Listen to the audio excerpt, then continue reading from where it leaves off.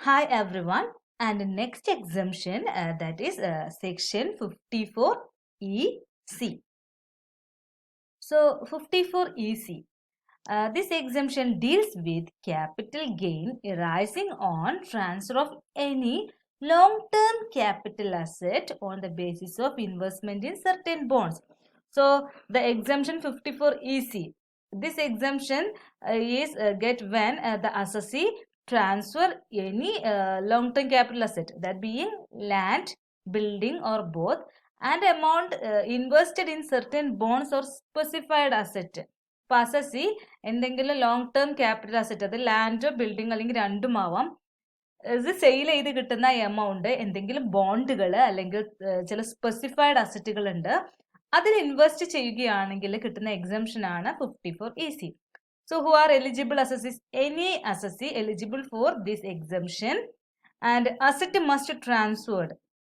The assessee must transfer long-term capital asset being land or building or both, and the assessee must acquired any of these following by using that amount. അപ്പോൾ ഈ long term capital asset, അതായത് land or building both, ഇത് sale ചെയ്ത് കിട്ടുന്ന amount കൊണ്ട് assessee acquire ചെയ്യേണ്ടത് ഈ മൂന്നെണ്ണത്തിൽ ഏതെങ്കിലും ആയിരിക്കണം. അങ്ങനെയാണെങ്കിലാണ് എക്സംഷൻ ലഭിക്കുന്നത്. And first one, that is bond issued by national highway authority of India and redeemable after 5 years. അപ്പൊ NHAI, national highway authority of India, നമ്മളുടെ റോഡ് കൺസ്ട്രക്ഷനുമായിട്ട് ഹൈവേ കൺസ്ട്രക്ഷനുമായിട്ട് റിലേറ്റ് ചെയ്ത അതോറിറ്റിയാണ്.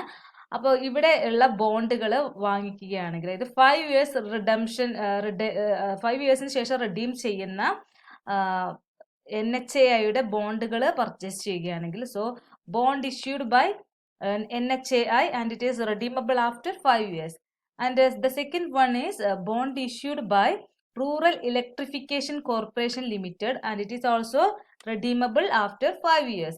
RECL, Rural Electrification Corporation Limited, rural areasile electricity provide ചെയ്യുന്നതിനുള്ള government company.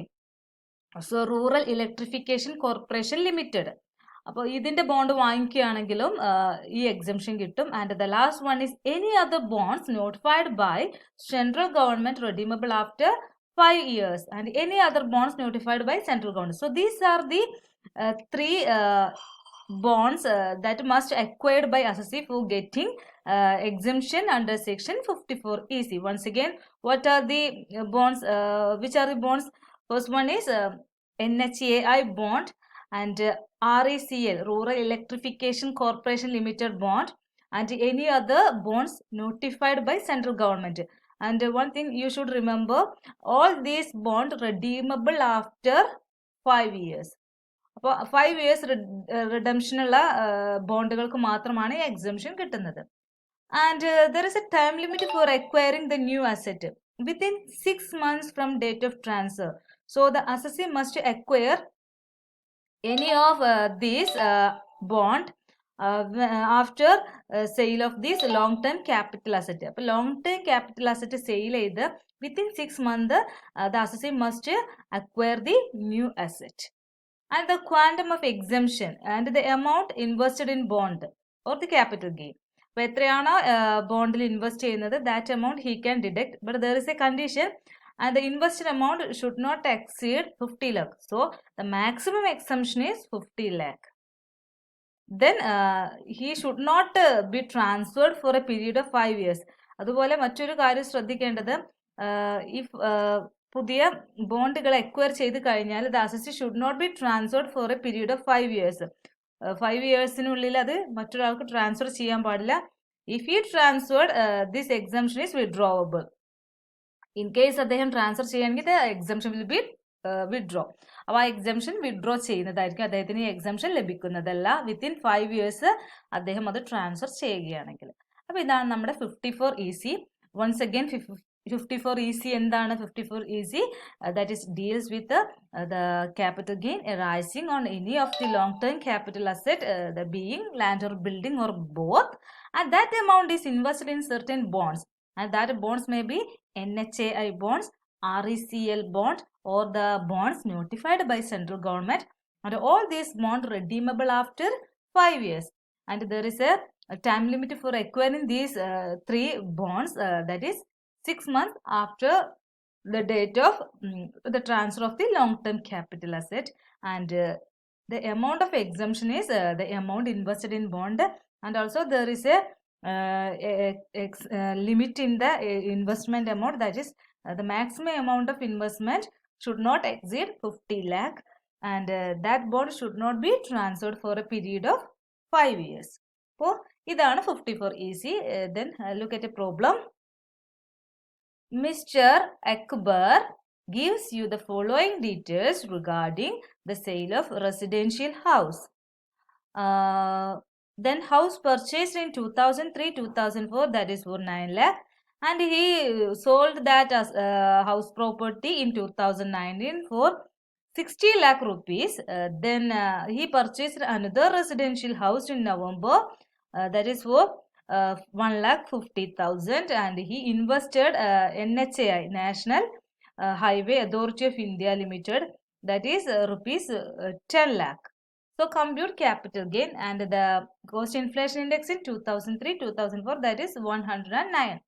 So here Mr. Akbar sell his house property, one of his house property, and that house property he purchased in 2003-2004. അപ്പോൾ 2003-2004 9 ലാഖിന് purchase ചെയ്തൊരു house പ്രോപ്പർട്ടിയാണ്.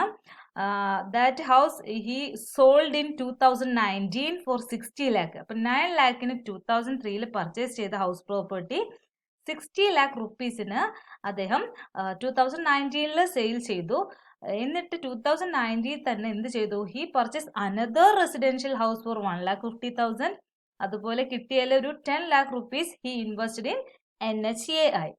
അങ്ങനെയാണെങ്കിൽ എത്രയാണ് അദ്ദേഹത്തിന്റെ taxable capital gain? And first one, the sales consideration, that is the amount he received by the sale of the house property, that is rupees sold in October 2019, that is 60 lakh rupees. So the sales value of the house property, that is 60 lakh. He received 60 lakh rupees for the sales consideration of the house property, and from this less indexed cost of acquisition, the purchase amount of that residential house property he purchased in 2003-2004, 9 lakh rupees. So 9 lakh into the cost inflation index in the year of sale, that is 289, and the cost inflation index the year of purchase, that is 109. So 23,86,239, that is acquisition price. അപ്പോൾ ഇതിന്റെ acquisition price വരുന്നത് 9 ലാഖിന് വാങ്ങിച്ചതാണെങ്കിൽ അതിന്റെ inflation index consider ചെയ്യുമ്പോൾ ഇതിന് ഇപ്പോഴത്തെ value വാങ്ങിക്കുകയാണെങ്കിൽ എത്ര വരുമായിരുന്നു?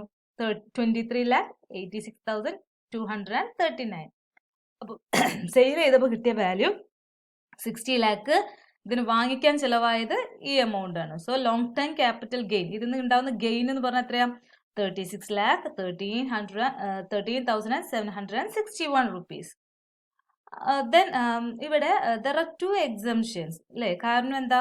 First one, he invested in another residential house. പുതിയൊരു റെസിഡൻഷ്യൽ ഹൗസ് പർച്ചേസ് ചെയ്തിട്ടുണ്ട്. അതേതായിരുന്നു എക്സംഷൻ? ഒരു ഹൗസ് പ്രോപ്പർട്ടി സെയിൽ ചെയ്ത് പുതിയൊരു ഹൗസ് പ്രോപ്പർട്ടി വാങ്ങിക്കുകയാണെങ്കിൽ the assessee eligible for exemption under section 54.